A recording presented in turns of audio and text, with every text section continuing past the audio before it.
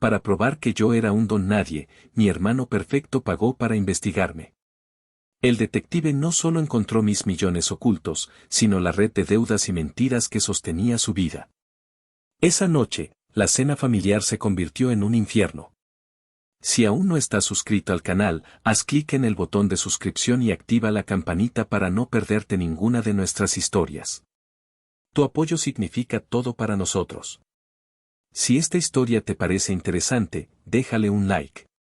También me encantaría saber de qué ciudad eres, déjanos el nombre de tu ciudad en los comentarios.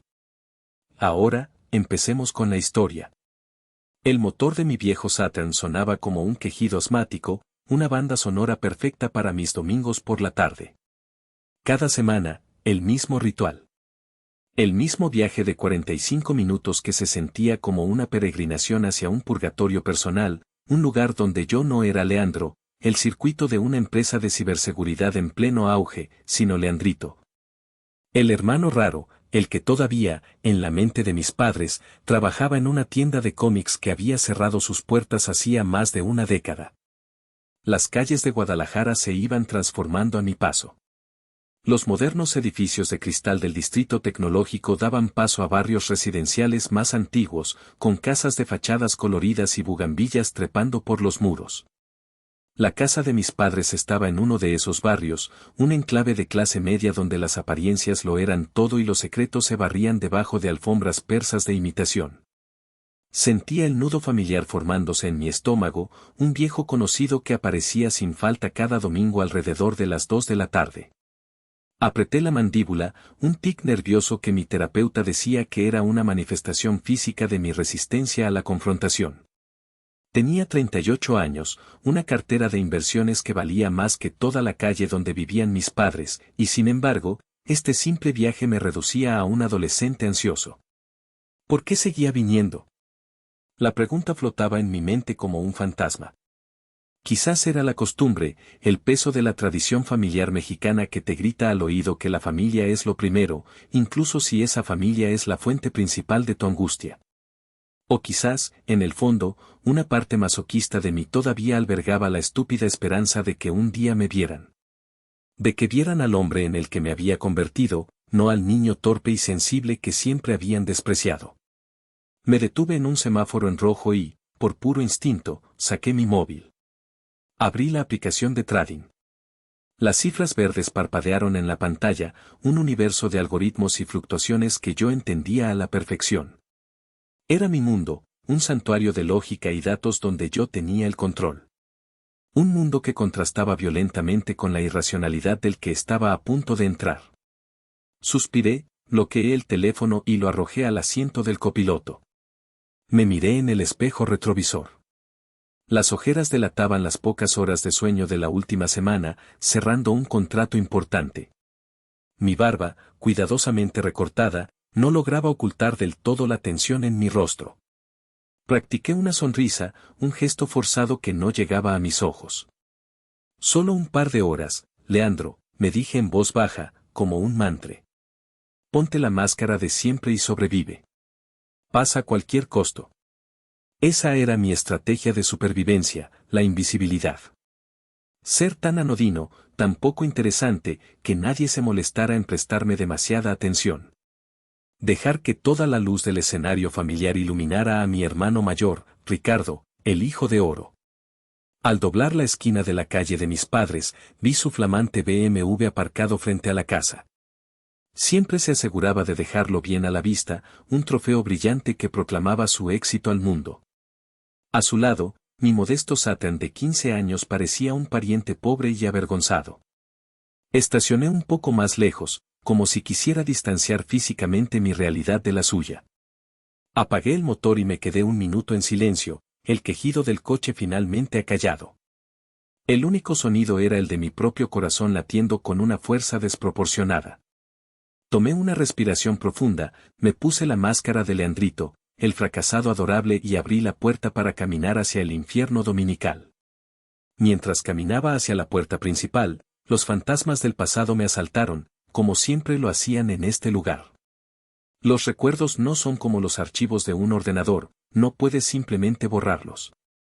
Están grabados en el código fuente de tu ser, y esta casa era el servidor central de todos mis traumas. Flashback 1, el robot roto. Tenía 6 años. Mi padre, Arturo, me había regalado un robot de juguete por mi cumpleaños.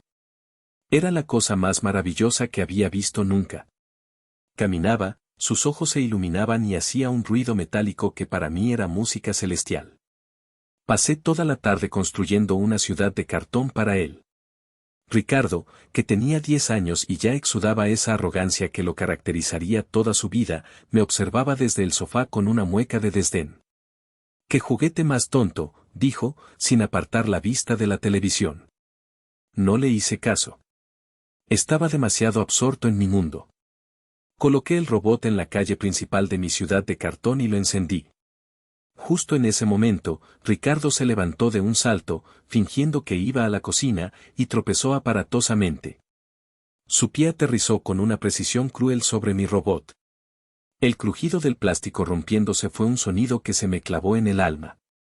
Empecé a llorar, no con rabia, sino con una tristeza profunda y desgarradora. Mi madre, Isabel, acudió corriendo desde la cocina. Vio el robot destrozado y mis lágrimas.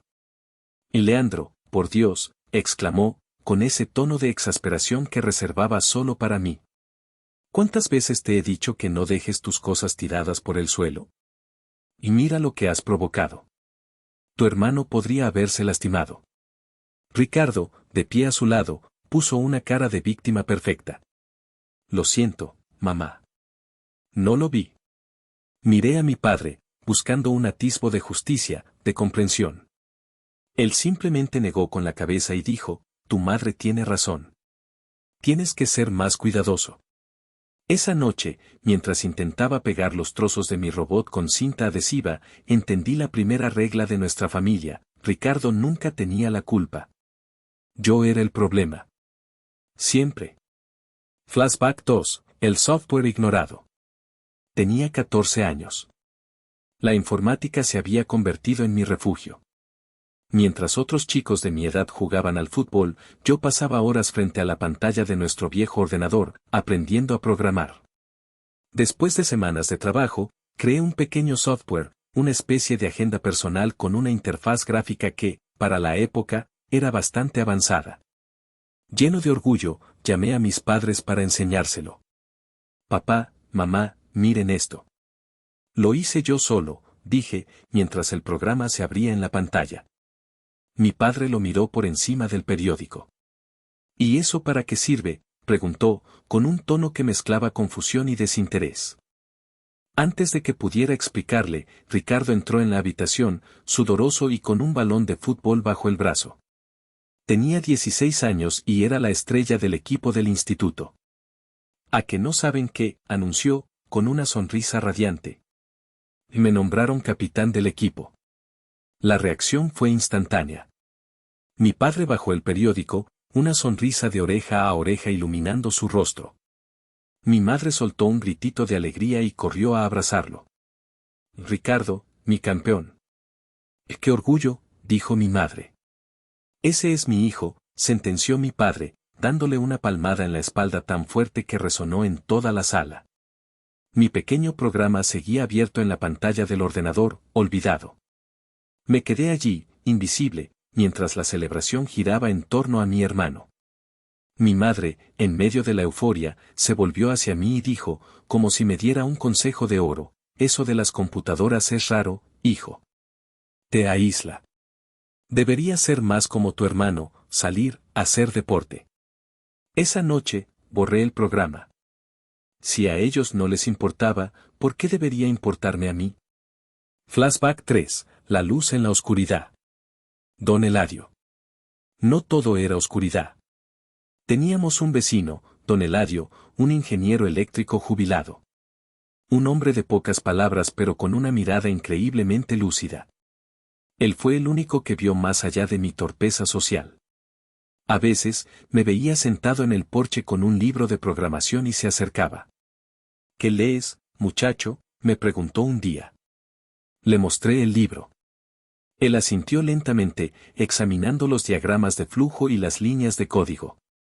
Esto es el futuro, dijo, con una certeza que me sorprendió. No dejes que nadie te diga que es raro. La inteligencia silenciosa, muchacho, es la que de verdad cambia el mundo.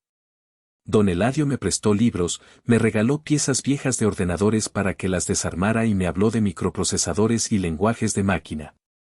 Fue la primera persona que validó mi pasión. Fue, en muchos sentidos, la figura paterna que nunca tuve en casa. Su aliento fue la pequeña semilla que, años más tarde, germinaría en un bosque. Estos recuerdos, tan vívidos y dolorosos, eran el equipaje que cargaba cada vez que cruzaba el umbral de esa puerta. Un equipaje que pesaba más que cualquier maleta física. Leandrito, hijo. ¡Qué bueno que llegaste!, exclamó mi madre al abrir la puerta, envolviéndome en un abrazo que se sentía más como una formalidad que como un gesto de afecto genuino. Su perfume floral, el mismo desde que tengo memoria, me inundó las fosas nasales. Hola, mamá, respondí, forzando esa sonrisa ensayada. La casa olía a la comida de domingo, carne asada y el guiso de frijoles de mi madre. Mi padre estaba sentado en su sillón de siempre, viendo un partido de fútbol en la televisión. Levantó la mano a modo de saludo, sin apartar la vista de la pantalla. Leandro, murmuró. Ricardo estaba en la sala, de pie junto a la chimenea apagada, sosteniendo un vaso de whisky. Me sonrió, pero era una sonrisa que no le llegaba a los ojos. Era la sonrisa del depredador que evalúa a su presa. Hermanito, dijo, con ese tono condescendiente que había perfeccionado con los años. ¿Qué tal todo por el mundo de los videojuegos? La tienda cerró hace 10 años, Ricardo, respondí, mi voz más monótona de lo que pretendía. Ah, es verdad, dijo él, tomando un sorbo de su bebida. Se me olvida. ¿Y entonces qué haces ahora? ¿Sigues con esas cositas de ordenadores? Antes de que pudiera responder, mi madre intervino. Deja a tu hermano, Ricardo. Vengan a la mesa, que se enfría la comida. La cena transcurrió como un guión predecible. Ricardo, como siempre, era el protagonista. Nos deleitó con la historia, sin duda exagerada, de cómo le había vendido un coche de lujo a un famoso futbolista. Hablaba de cifras, de comisiones, de la admiración de sus jefes.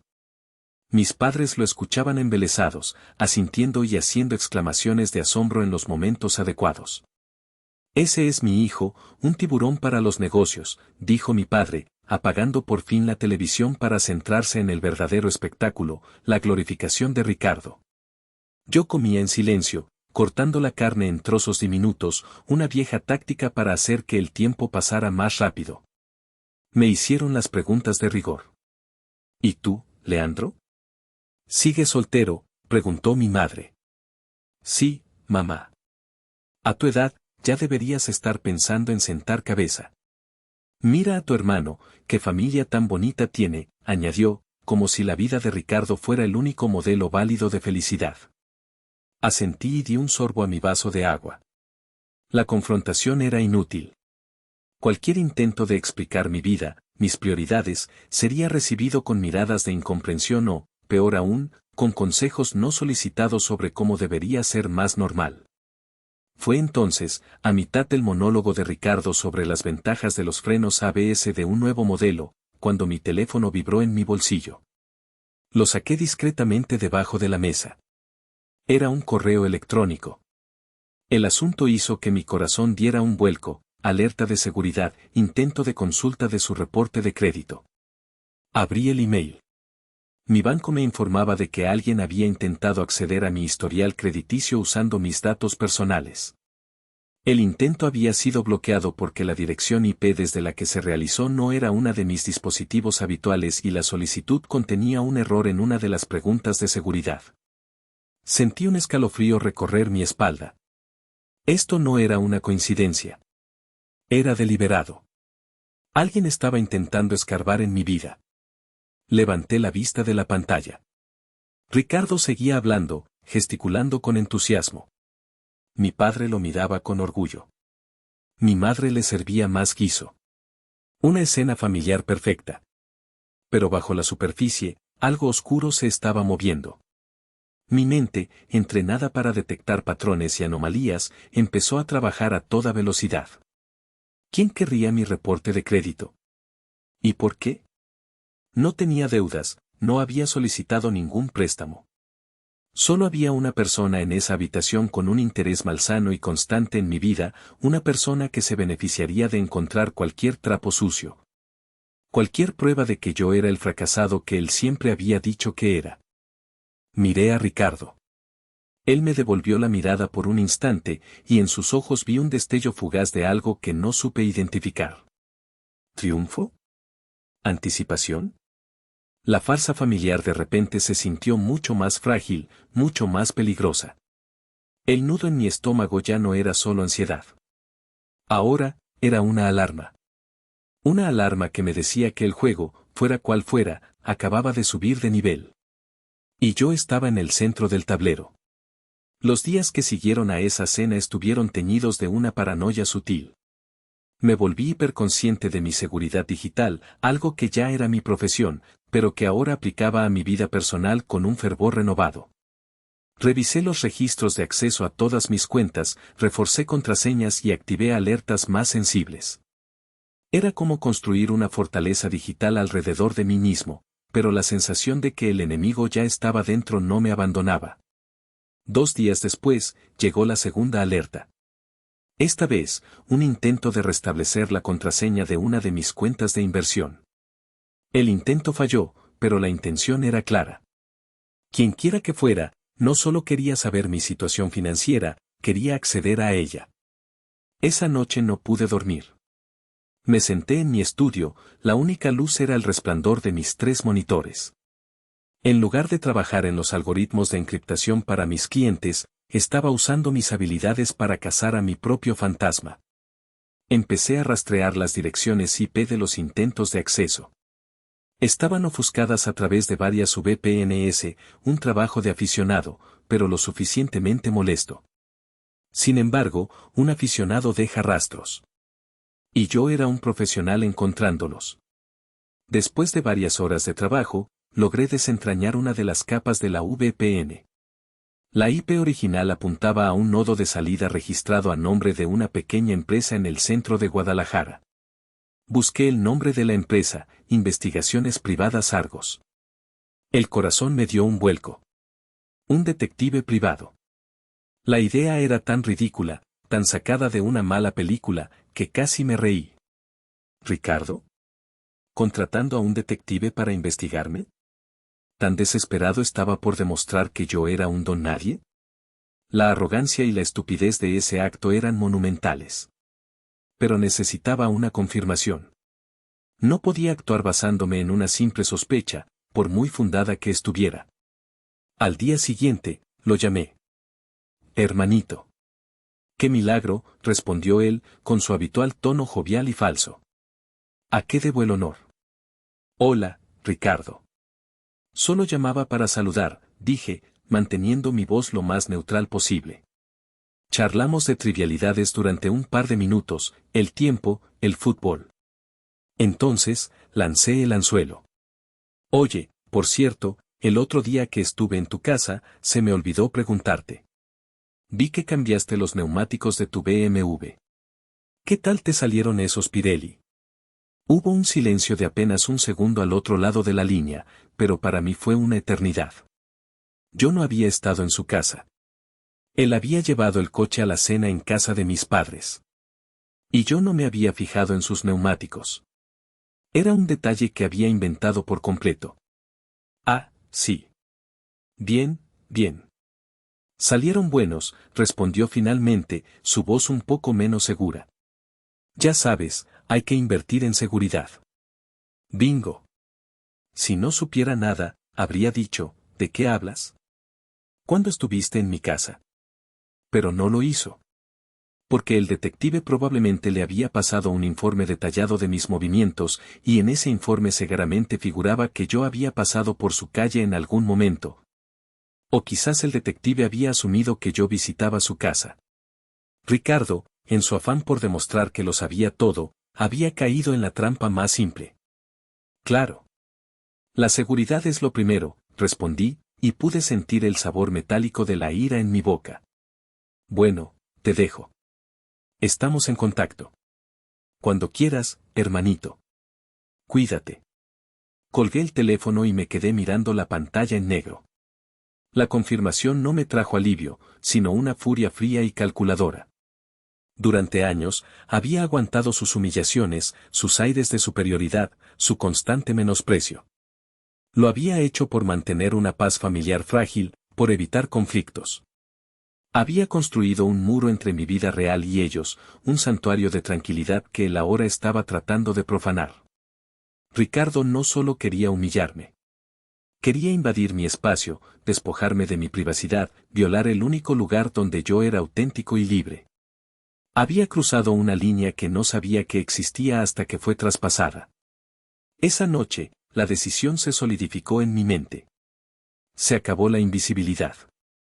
Se acabó el agachar la cabeza. Si él quería jugar, jugaríamos. Pero lo haríamos en mi terreno y con mis reglas.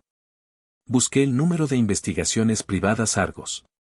La partida de ajedrez estaba a punto de empezar, y yo iba a mover la primera pieza. A la mañana siguiente, me senté en mi escritorio con una taza de café negro y el número de la agencia de detectives en la pantalla de mi ordenador. Mi corazón latía con una calma gélida.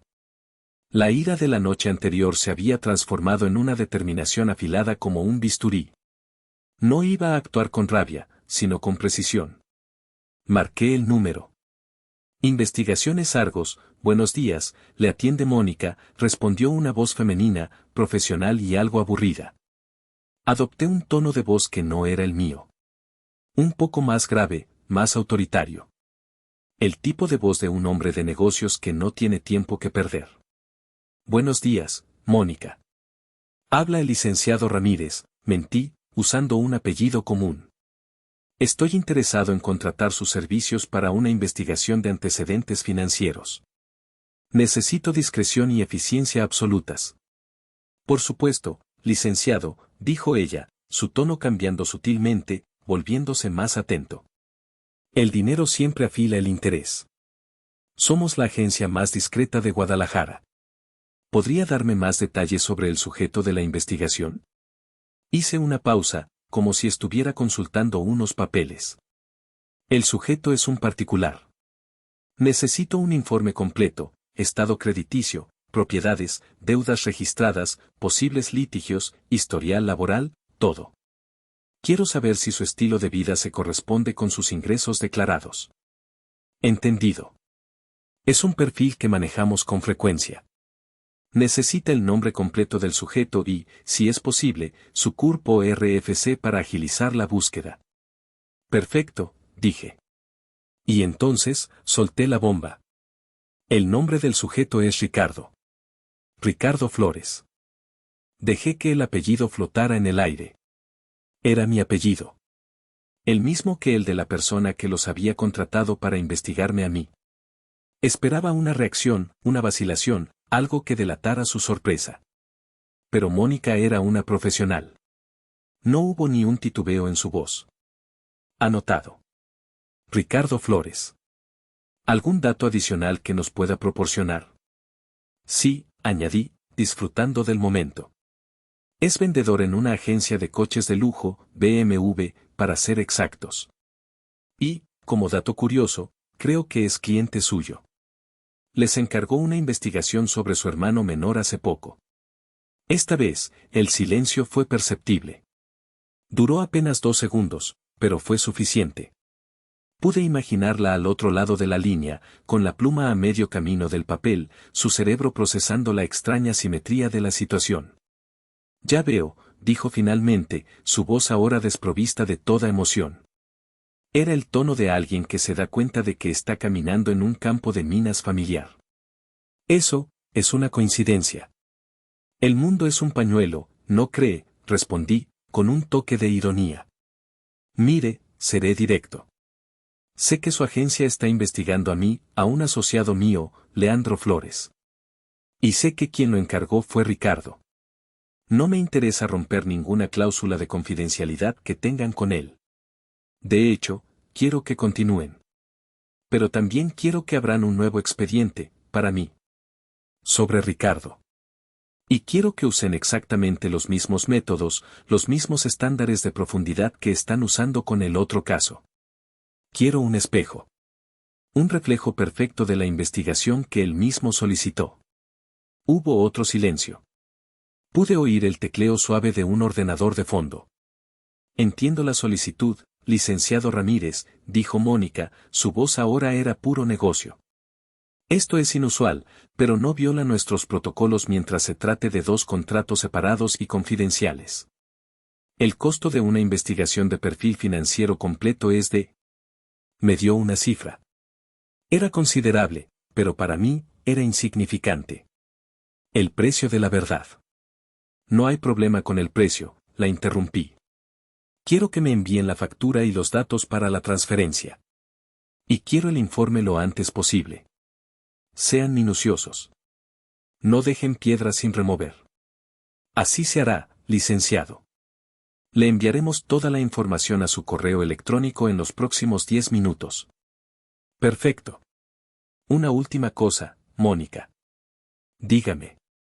Mi asociado, Leandro, asegúrense de que el informe que le entreguen a Ricardo sea impecable. Completo.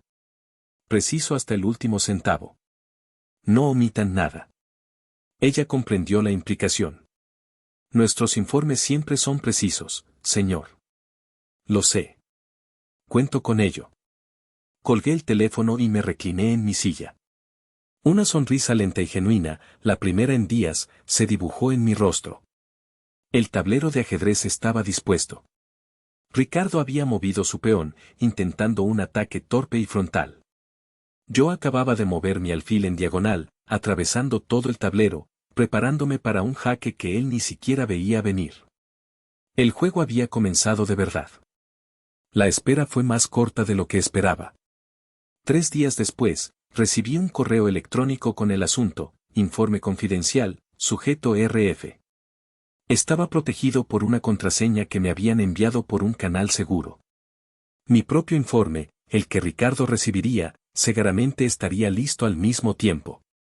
La simetría era poética. Me serví un vaso de agua y me senté en mi estudio, el corazón latiendo con una mezcla de anticipación y temor. ¿Qué encontraría? Sabía que Ricardo vivía por encima de sus posibilidades, su necesidad de aparentar era casi patológica.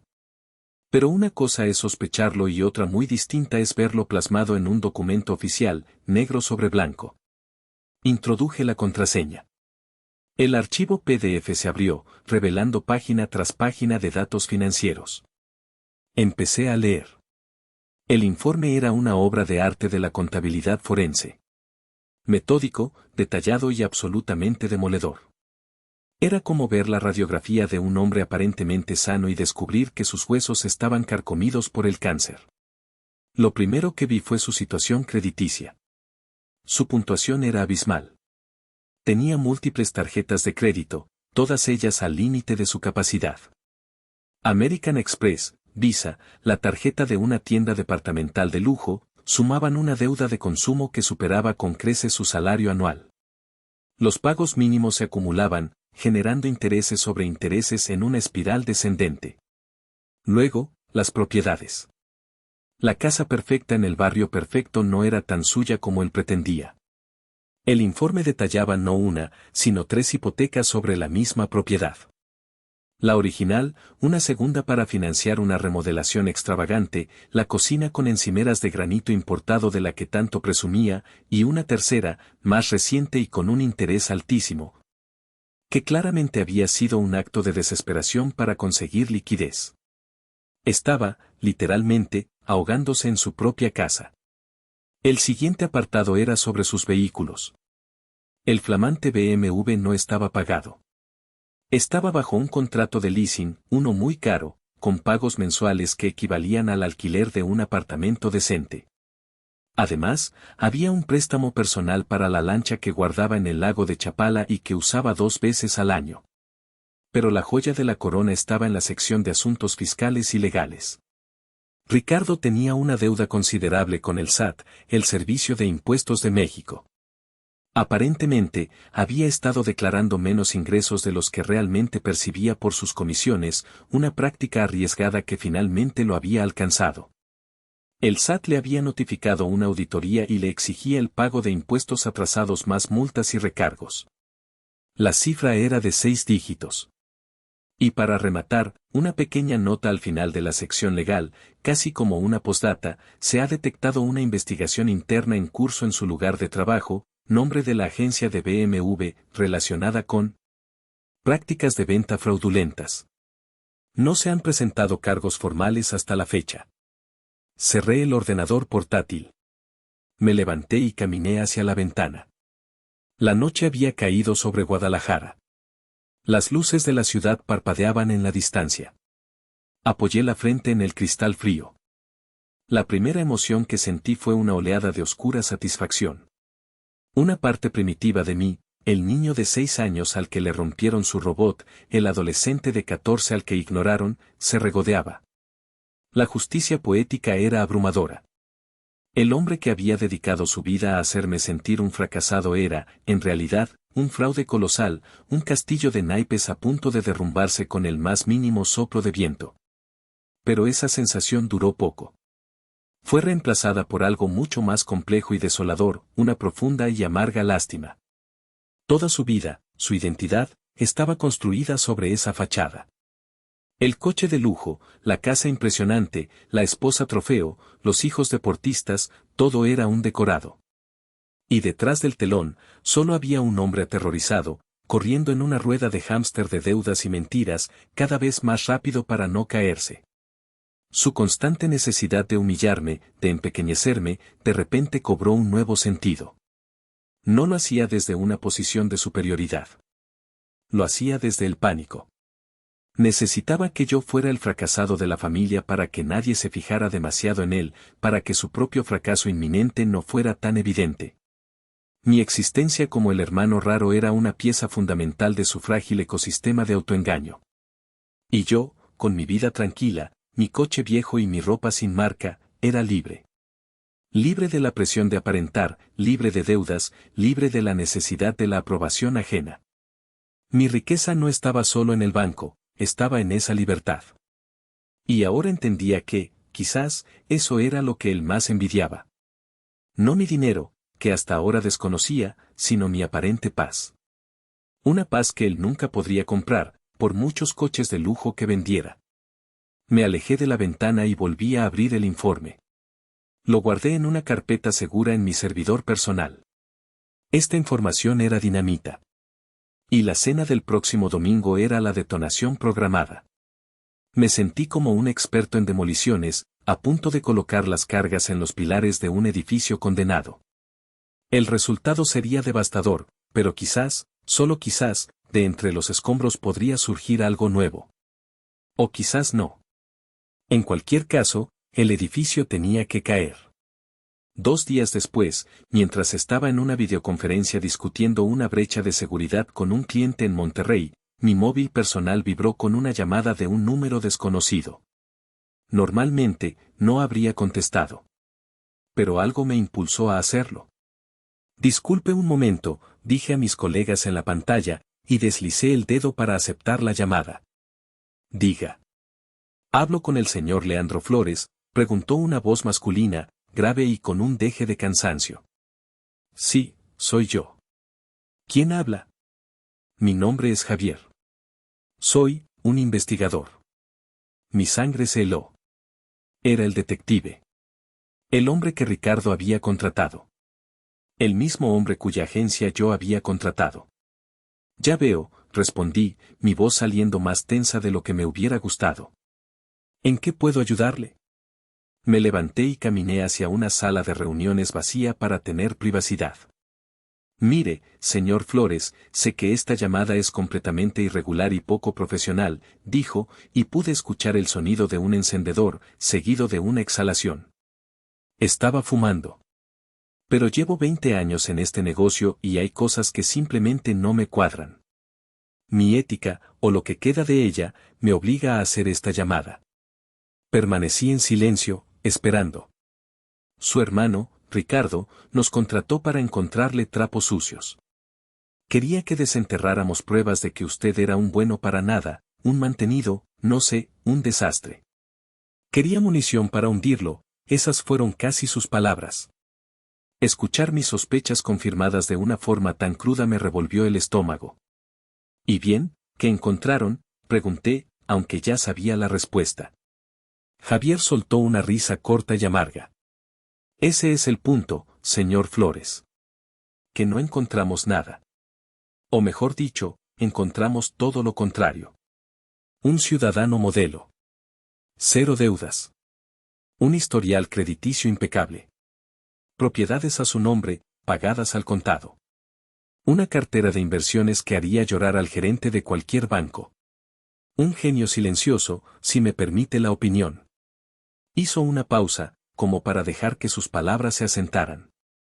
Su hermano quería que yo encontrara basura, continuó, su voz bajando de tono. Pero lo único que encontré fue oro. Oro puro. Me quedé sin palabras. Ser validado de esta manera por un completo extraño, el mismo hombre pagado para destruirme, era una de las experiencias más extrañas y poderosas de mi vida. Pero eso no es todo, añadió Javier. Usted, o alguien haciéndose pasar por usted, nos contrató para hacerle lo mismo a su hermano. Fui yo, admití. Lo imaginaba. Y en ese archivo, bueno, ahí sí hay lodo. Mucho lodo. Un hombre que se está ahogando en deudas y mentiras. Lo sé. Recibí el informe. Entonces sabe de lo que hablo, dijo Javier. Por eso lo llamo. Esto no es solo una riña familiar. Este tipo de hombre, un hombre desesperado con su imagen pública a punto de estallar, es peligroso. Tenga cuidado. No sé qué planea hacer con esa información, pero ándese con ojo. La gente acorralada hace locuras. Agradezco la advertencia, Javier, dije, y lo decía en serio. De nada. Considere que esta llamada nunca existió. Yo solo hice mi trabajo. Ambos trabajos. Y con eso, colgó. Me quedé de pie en la sala de reuniones vacía, el teléfono todavía en mi mano. La llamada de Javier había cambiado algo fundamental dentro de mí. Ya no se trataba solo de una venganza personal o de una lucha por la justicia. Se trataba de una confirmación externa, objetiva, de la verdad que yo siempre había sabido pero que nunca me había atrevido a reclamar. Un extraño, un mercenario de la información, había mirado en las profundidades de mi vida y la de mi hermano, y había visto con claridad quién era el oro y quién era el lodo. Esa validación me dio una fuerza que no sabía que necesitaba. La fuerza para enfrentar lo que venía, no con ira, sino con la certeza inquebrantable de estar del lado correcto de la verdad. La llamada de mi madre llegó el viernes por la tarde, puntual como un reloj suizo. El Leandrito, hijo, su voz sonaba extrañamente melosa, como miel a punto de derramarse. ¿Cómo está mi genio favorito? Genio. Esa palabra. Nunca la había usado para referirse a mí. Siempre era mi niño, mi hijo el raro, o simplemente Leandro. El cambio de tratamiento era tan sutil y a la vez tan obvio que me provocó una náusea ligera. El informe del detective, mi informe, sin duda había llegado a manos de Ricardo. Y Ricardo, incapaz de procesar la información en silencio, cegaramente había corrido a contárselo a mis padres. Hola, mamá. Estoy bien, respondí, manteniendo mi voz plana. Qué bueno, mi amor. Oye, solo llamaba para recordarte lo de la cena del domingo. Tu padre y yo tenemos tantas ganas de verte. Estamos tan orgullosos de ti. Orgullosos. Otra palabra nueva en su vocabulario hacia mí. El orgullo siempre había sido propiedad exclusiva de Ricardo. La bilis me subió por la garganta. ¿Orgullosos de qué? ¿De mí, o del saldo de mi cuenta bancaria que acababan de descubrir? Sí, mamá. Ahí estaré, dije. Perfecto. Oye, ¿y ese dinero que ganas, lo inviertes bien? Ya sabes, con la economía como está. Tu hermano, pobrecito, con tanto trabajo, a veces necesita un empujoncito. La familia está para apoyarse, ¿verdad? Ahí estaba. La primera insinuación. El primer intento de meter la mano en mi bolsillo. Ni siquiera habían esperado a verme en persona. La sutileza no era su fuerte. La familia es importante, mamá, respondí, con una voz que no revelaba nada. Tengo que colgar, estoy en medio de algo. Nos vemos el domingo. Claro, mi vida. No trabajes tanto. Te queremos. Colgué y me quedé mirando el teléfono. La trampa estaba puesta. La cena del domingo no iba a ser una cena. Iba a ser una emboscada. Una intervención en la que yo, el eterno fracasado, de repente me había convertido en el salvador, en el banco familiar. Esperaban que llegara dócil y dispuesto a abrir mi cartera para solucionar el desastre financiero que Ricardo había creado y que ellos habían permitido y encubierto. Una oleada de rabia me recorrió. La hipocresía era sofocante. Durante 38 años me habían tratado como un ciudadano de segunda clase en mi propia familia. Me habían ignorado, menospreciado, comparado desfavorablemente con mi hermano en cada oportunidad. ¿Y ahora, de repente, era su genio? ¿Su orgullo? No. No iba a permitirlo. No iba a ser su solución fácil. Fui a mi ordenador e imprimí una copia del informe de Ricardo. Lo leí de nuevo, cada cifra, cada deuda, cada mentira. Luego, doblé cuidadosamente las hojas y las metí en un sobremanila. Este sobre sería mi única arma. No necesitaba gritar, no necesitaba insultar. Solo necesitaba la verdad. Pasé el sábado en un estado de calma extraña. La ansiedad que normalmente precedía a las cenas dominicales había desaparecido, reemplazada por una resolución fría.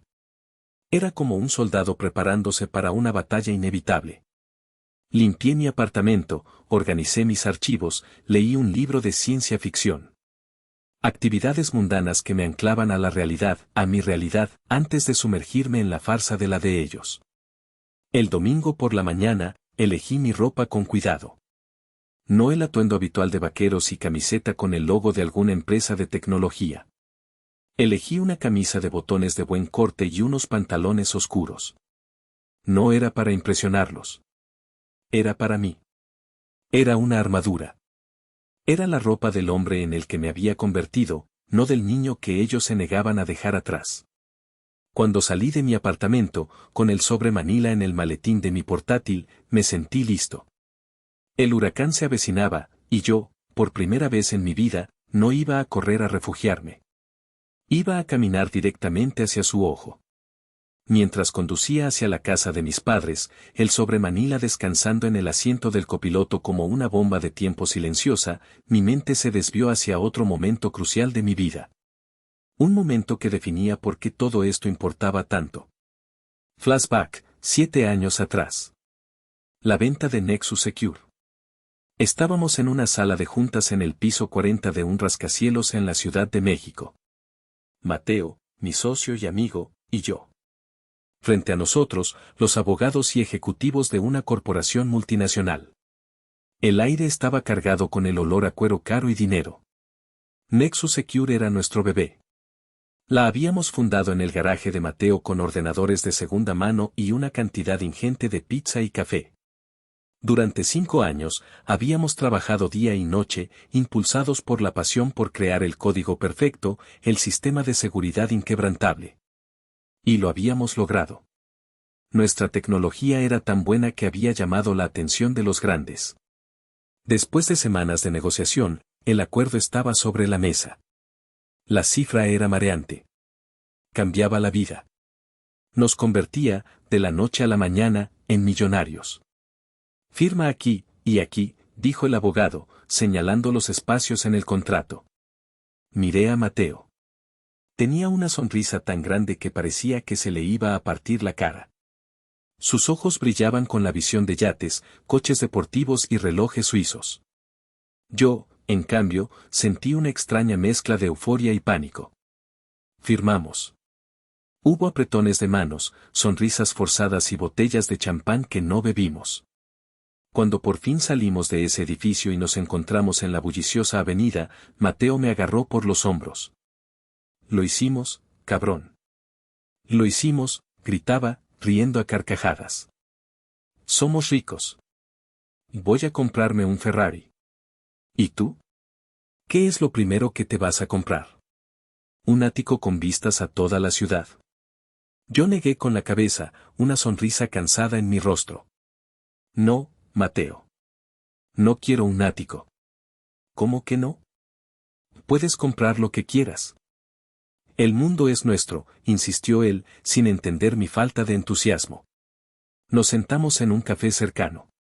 Mateo no paraba de hablar de sus planes, de las fiestas que daría, de los viajes que haría. Yo lo escuchaba en silencio, revolviendo mi café. ¿Qué te pasa, Leandro?, me preguntó finalmente, al notar mi actitud. ¿No estás feliz? Claro que estoy feliz, respondí. Estoy abrumado. Pero tú y yo vemos este dinero de forma diferente. ¿A qué te refieres? Tomé un sorbo de café y lo miré a los ojos. Tú ves este dinero como un megáfono.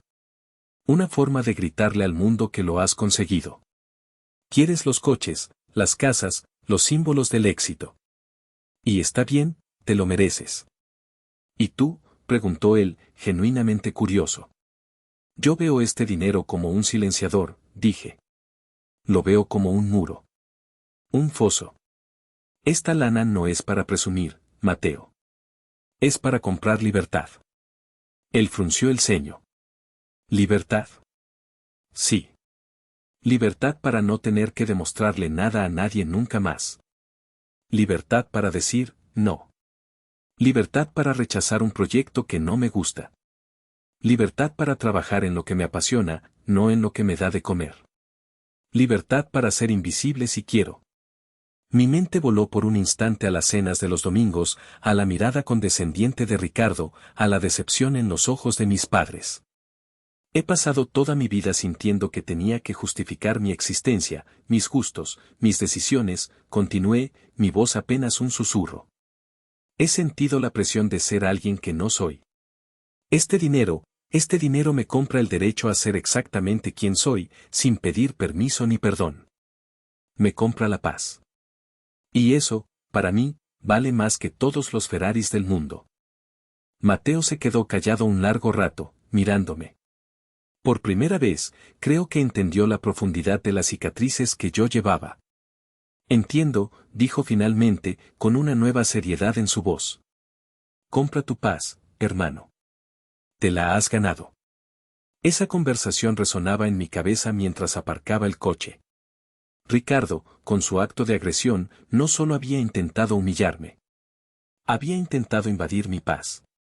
Había intentado derribar el muro que tanto me había costado construir.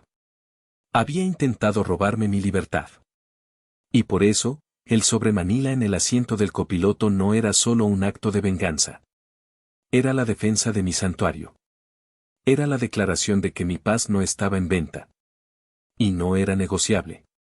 Crucé el umbral de la casa y entré en una dimensión desconocida. El aire era denso, cargado de una energía tan extraña y artificial que casi podía tocarse. Era como entrar en el plató de una obra de teatro donde los actores acababan de recibir un cambio de guión de última hora y no estaban seguros de cómo interpretar sus nuevos papeles. Mi madre me recibió con un abrazo aún más efusivo que el de la semana anterior. Mi niño listo. Mi tesoro, susurró en mi oído, con un fervor que me heló la sangre. Mi padre se levantó de su sillón, un hecho sin precedentes. Se acercó a mí y, en lugar de su habitual murmullo, me dio una palmada en el hombro. Leandro. Qué bueno verte. ¿Te ves bien? Exitoso. La palabra exitoso salió de sus labios con una mezcla de torpeza y asombro, como si estuviera probando un sabor nuevo y exótico. Miré hacia la sala. Ricardo estaba de pie junto a la ventana, dándome la espalda. No se giró. Su esposa, Valeria, estaba sentada en el sofá, con la mirada fija en la pantalla apagada de la televisión. Tenía los hombros encogidos, como si esperara un golpe. La tensión en su postura era un grito silencioso. Pasen a la mesa, canturreó mi madre, guiándome por el brazo como si yo fuera un invitado de honor. Hice tu platillo favorito. nos sentamos. El silencio era pesado, incómodo. Solo se oía el tintineo de los cubiertos contra los platos. Era un silencio completamente diferente al de otras cenas. Antes, el silencio era mi refugio, un espacio donde podía ser invisible. Ahora, el silencio era el protagonista. Yo era el centro de ese silencio. Todas las emociones no expresadas de la habitación parecían orbitar a mi alrededor. Fue mi padre quien lo rompió. Y dime, hijo, comenzó, carraspeando. En qué andas metido exactamente? Tu madre me dice que es algo de ciberseguridad. ¿Eso es como instalar antivirus o algo así? Era un intento torpe, casi cómico, de mostrar interés después de décadas de indiferencia. Es un poco más complejo que eso, papá, respondí, manteniendo mi tono neutro. Desarrollamos sistemas para proteger a grandes corporaciones de ataques informáticos y robos de datos. Ah, claro, claro. Protección, asintió él, como si la palabra le diera una idea. Hablando de protección, uno tiene que saber proteger su dinero, ¿verdad? Con la economía como está. ¿Tú qué recomiendas? ¿Bienes raíces? ¿La bolsa? La pregunta quedó flotando en el aire, tan sutil como un martillazo. Ricardo, al otro lado de la mesa, se tensó visiblemente. Apretó el cuchillo con tanta fuerza que sus nudillos se pusieron blancos. No había levantado la vista de su plato. Depende del perfil de riesgo de cada uno, respondí, de forma vaga. Claro, claro, el riesgo, repitió mi padre, como si fuera un experto. Mi madre intervino, con una sonrisa que parecía pegada a su cara. Tu padre y yo siempre hemos sido muy conservadores. Pero tú eres un genio para estas cosas. Deberías aconsejar a tu hermano. Ricardo trabaja tanto, pobrecito, que no tiene tiempo para pensar en esas cosas. La mirada de todos se desvió hacia Ricardo. Él seguía con la cabeza gacha, su rostro enrojecido por una mezcla de ira y humillación. Valeria, su esposa, dejó caer el tenedor, que golpeó el plato con un ruido agudo y metálico que nos hizo a todos dar un respingo. Lo siento, susurró ella, sin mirar a nadie. El acto de adoración era insoportable. La falsedad era tan densa que me costaba respirar. Eran como buitres disfrazados de palomas, esperando el momento oportuno para lanzarse sobre la presa. Y la presa, por primera vez en la historia de esta familia, era yo. Me di cuenta de que no podía seguir con esta farsa. No tenía sentido. Había venido aquí para ponerle fin, no para participar en un nuevo acto de su teatro del absurdo. Tomé un sorbo de agua, preparándome. El ritmo de la cena, lento y tenso como una cuerda a punto de romperse, estaba a punto de cambiar drásticamente. La calma antes del huracán estaba llegando a su fin. Y yo iba a ser quien desatara los vientos. Ricardo no pudo soportarlo más. La presión de ser ignorado, de ver cómo el foco de atención que siempre le había pertenecido se desviaba hacia mí, fue demasiado para su frágil ego. Necesitaba desesperadamente recuperar su estatus, reafirmar su posición como el hijo de oro. Levantó la cabeza bruscamente, sus ojos inyectados en sangre fijos en mí. Forzó una sonrisa que era más bien una mueca de dolor. Hablando de negocios, comenzó, su voz un poco más alta de lo normal, les tengo una noticia. Estoy a punto de cerrar un trato multimillonario. Una flotilla de coches para una empresa internacional. La comisión, bueno, digamos que el próximo año nos vamos todos de crucero por el Caribe. Por mi cuenta. La mentira era tan burda, tan desesperada, que sentí una punzada de lástima por él. Mis padres, sin embargo, se aferraron a ella como a un salvavidas. Ricardo, qué maravilla, exclamó mi madre, aplaudiendo suavemente. Ese es mi muchacho. Y siempre apuntando alto, lo secundó mi padre, visiblemente aliviado de que el orden natural del universo familiar estuviera siendo restaurado. Este era el momento. La oportunidad perfecta que había estado esperando. Dejé mis cubiertos a un lado del plato, con un movimiento lento y deliberado. Todos los ojos se posaron en mí. Felicidades, hermano, dije, mi voz tranquila pero cortante como el filo de un cuchillo. De verdad me alegra que las cosas te vayan tan bien. Especialmente, hice una pausa, dejando que las siguientes palabras cayeran con todo su peso, con la auditoría del SAT que tienes encima y la tercera hipoteca que estás intentando pagar. El silencio que siguió fue absoluto, profundo, como si el sonido mismo hubiera sido succionado de la habitación. El color desapareció del rostro de Ricardo, dejándolo con una palidez cerúlea. La sonrisa de mis padres se congeló, convirtiéndose en una máscara de confusión y horror. Valeria cerró los ojos, como si el impacto de mis palabras fuera físico. Con la misma calma, me incliné, abrí mi maletín, saqué el sobremanila y lo deslicé sobre el mantel hasta que quedó justo frente al plato de Ricardo. Creo que esto te pertenece, dije. Él miró el sobre como si fuera una serpiente venenosa. Sus manos temblaban tanto que no podía cogerlo. ¿Qué es eso?, balbuceó, su voz apenas un hilo. Es un informe, respondí. Muy detallado. Sobre deudas, préstamos, investigaciones internas. Cosas así. La agencia que contrataste para investigarme a mí hace un trabajo muy minucioso. Pensé que te gustaría tener una copia del tuyo. La palabra agencia fue la chispa que encendió la pólvora. Y mientes, gritó Ricardo, poniéndose de pie de un salto y golpeando la mesa con los puños. Los platos y los vasos temblaron. Eres un mentiroso. Siempre has estado celoso de mí. Intentas destruirme. Yo te recomendé la agencia, Ricardo, pregunté, sin levantar la voz. ¿O fuiste tú quien pagó para invadir mi privacidad, esperando encontrar basura para poder restregármela en la cara? La acusación directa, la verdad innegable, lo desarmó. Se quedó boquiabierto, buscando una respuesta que no existía. Y en ese vacío, fue mi madre quien explotó. Y basta, chilló, sus ojos llenos de lágrimas de pánico. Se volvió hacia mi padre, su rostro descompuesto. Arturo, dile algo. No puedes dejar que le hable así a su hermano.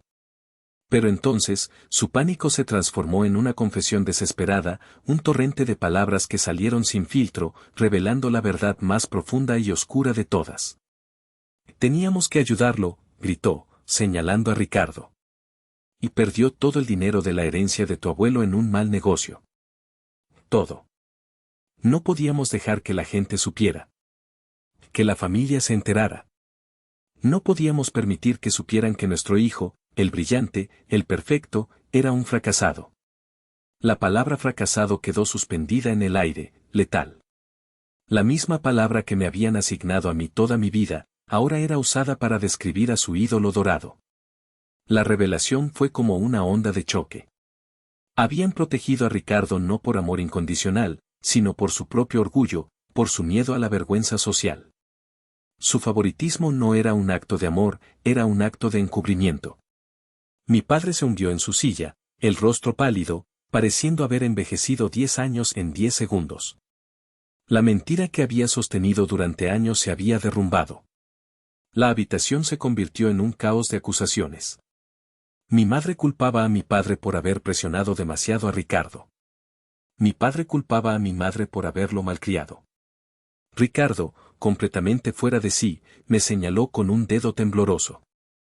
Tú, siseó, su rostro contorsionado por el odio. Tú tienes la culpa de todo esto. Con tu maldita suerte. Con tu vida fácil. Ojalá nunca hubieras nacido. Las palabras me golpearon, pero ya no tenían el poder de herirme como antes. Eran los gritos de un hombre ahogándose. Y entonces, ocurrió el giro final. El golpe de gracia de su retorcida lógica familiar. Dejaron de pelear entre ellos y, como una manada de lobos, se volvieron hacia mí.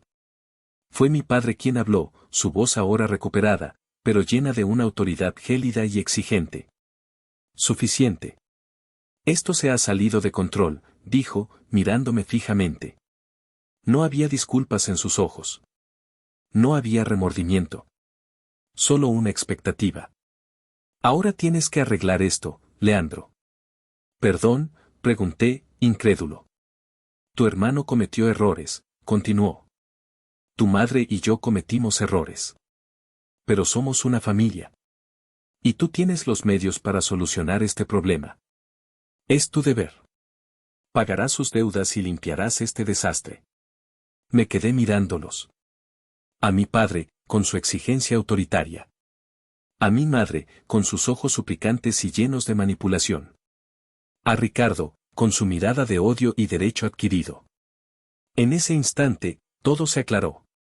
Para ellos, yo no era una persona. No era un hijo ni un hermano.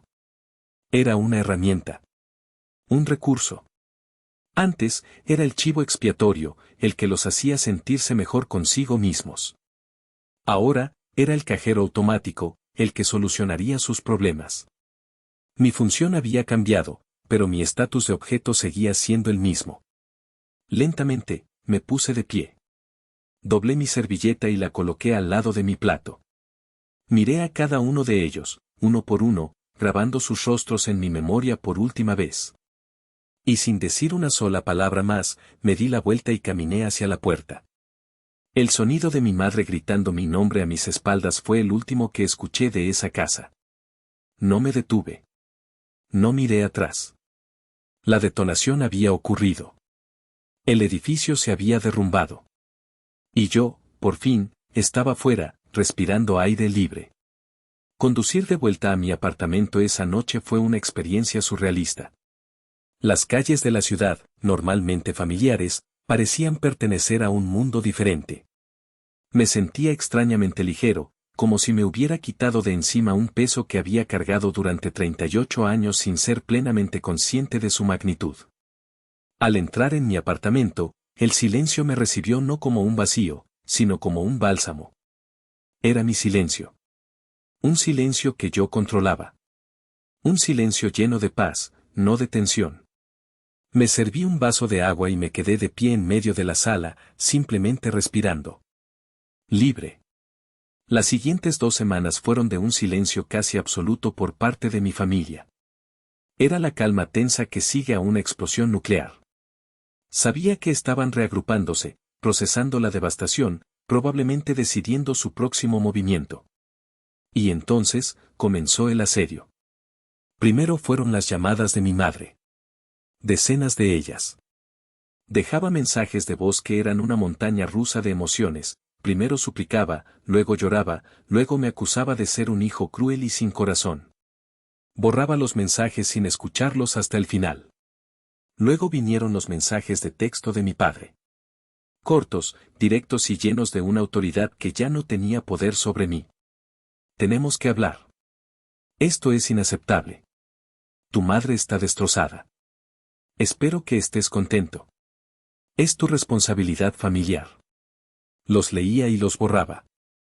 Incluso mi hermana menor, Sofía, a quien siempre había mantenido al margen, fue reclutada como emisaria. Me envió un largo correo electrónico, hablando de la importancia de la familia, del perdón, de cómo todos cometemos errores. Bloqueé sus números. Creé un filtro en mi correo para que sus mensajes fueran directamente a una carpeta que nunca abriría. No era un acto de odio. Era un acto de autopreservación. Era la construcción de un muro, no de ladrillo, sino de límites saludables. Aumenté mis sesiones de terapia. Mi terapeuta, el Dr. Vega, me ayudó a navegar por el torbellino de emociones que sentía, la culpa, que era una vieja compañera de viaje, pero también una inmensa sensación de alivio y liberación. Leandro, me dijo en una sesión, durante años, has jugado un papel en el guión de tu familia.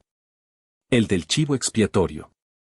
Cuando te negaste a seguir interpretando ese papel, y también te negaste a aceptar el nuevo papel de Salvador, el guión se vino abajo. Ellos no están enfadados contigo por lo que hiciste. Están aterrorizados porque les quitaste el espejo en el que se miraban y los obligaste a verse a sí mismos. Sus palabras resonaron profundamente en mí. Una tarde, mientras trabajaba, recibí una llamada de un número que no reconocí. Dudé, pero contesté. ¿Leandro, muchacho? Soy Eladio. La voz de don Eladio, mi vecino de la infancia, fue como un ancla en medio de la tormenta. Don Eladio, qué sorpresa. ¿Cómo está? Yo estoy bien. pero tu madre pasó por aquí. Me contó una versión muy dramática de los hechos. Quería que yo hablara contigo, que te hiciera entrar en razón, punto. Suspiré. Lo imagino. Solo te llamo para decirte una cosa, hijo, continuó, su voz tranquila y firme. Hiciste lo que tenías que hacer. Un árbol que crece a la sombra de otro más grande nunca alcanza la luz del sol. A veces, hay que talar el árbol grande o trasplantarse a otro lugar. Tú te has trasplantado. Ahora, asegúrate de crecer derecho y fuerte. Gracias, don Eladio. De verdad, dije, sintiendo un nudo de gratitud en la garganta. De nada, muchacho. Ahora, vive tu vida. Te lo has ganado. Colgué el teléfono.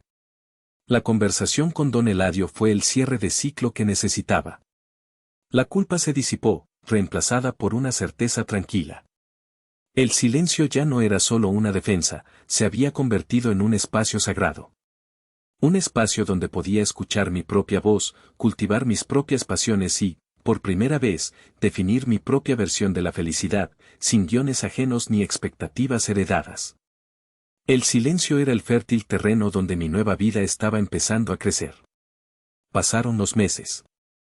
El otoño dio paso a un invierno suave en Guadalajara. El asedio de mi familia disminuyó hasta convertirse en un goteo ocasional que yo seguía ignorando. La paz se instaló en mi vida de una forma tan natural que a veces me sorprendía.